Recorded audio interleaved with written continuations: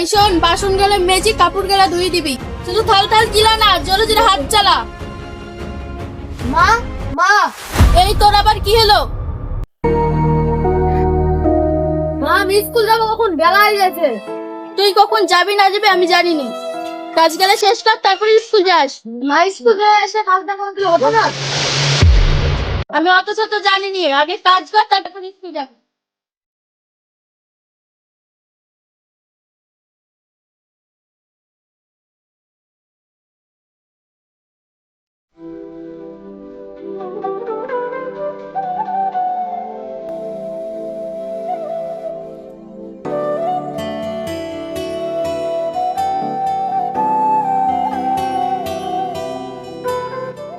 ও গো, বাড়িতে আছো?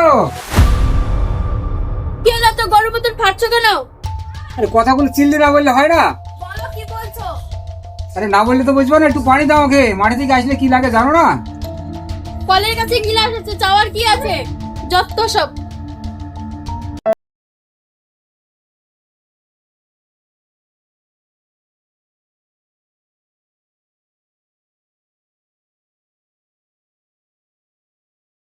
কি রে বাবু, স্কুল যাবে না তুই? না বাবা, আমার স্কুলে পড়তে ভালো লাগে না। আরে পাগল, তাই বললে হয়? তোকে নিয়ে তোর মায়ের কত স্বপ্ন ছিল। চল বাবু, চল, অনেক বেলা হয়ে গেছে।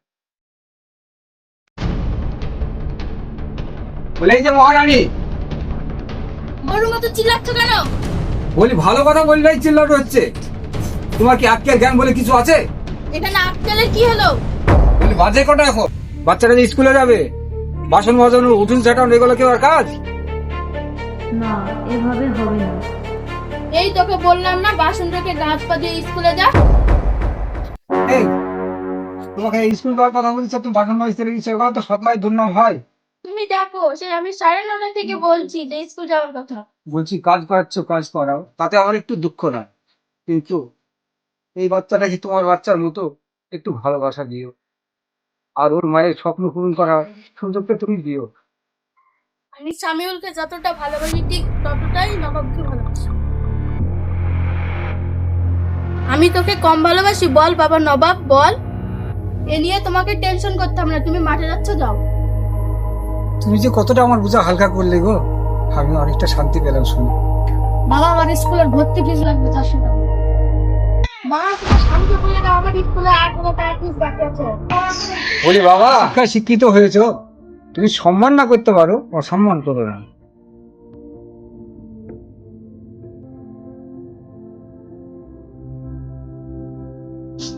এই যে বাবা, স্কুল ভর্তি ফিস 400 টাকা। আর বলছি তোমার ওই মায়নাটা আমি সামনে মাসে দেবো। আমাকে দুটো কথা দে, তোর বড় মায়ের টিপি করে বলছি।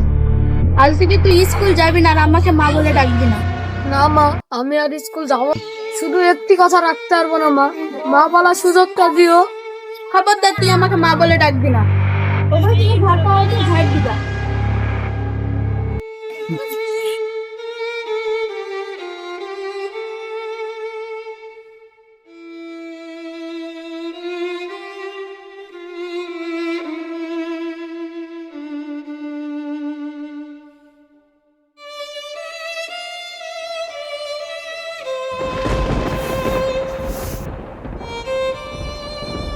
নবাব, এ কি হচ্ছে? তোমাকে স্কুল যেতে বললাম না?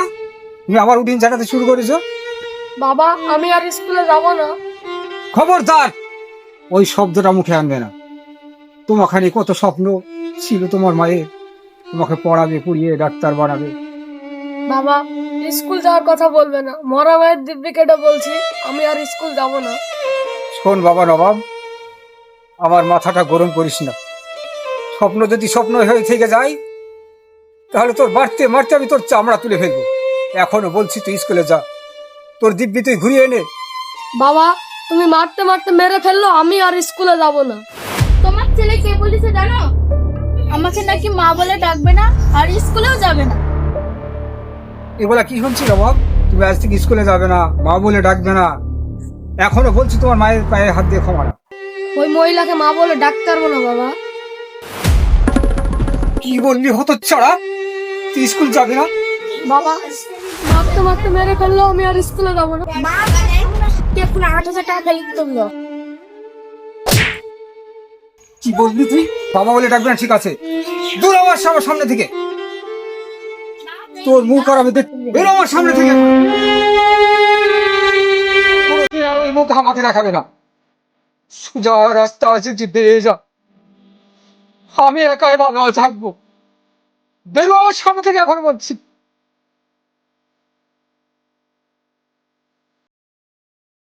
বাবা, আমি ছোট মানুষ, কি করে জীবন যাপন করবো?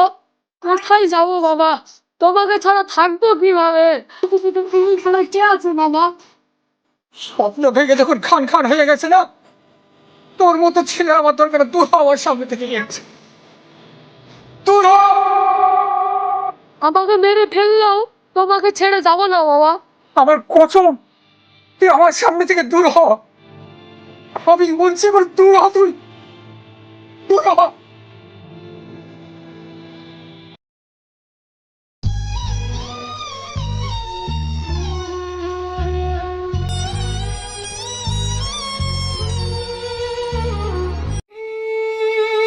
হে খোদা, নিষ্ঠুর এই পৃথিবীতে অনেক বেশি আঘাত করেও ভালোবাসা পায়,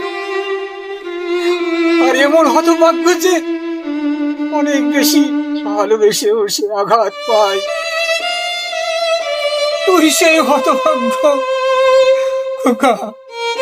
তোকে তাড়ানো ছাড়া আমার কোনো আর উপায় ছিল না, তাই তোকে দুহাত তুলে আশীর্বাদ করি। বাবা, তুই যেখানেই থাকিস, তুই ভালো থাকিস, আর পারলে এই হতভাগ্যকে ক্ষমা করি। বাবার নবাব।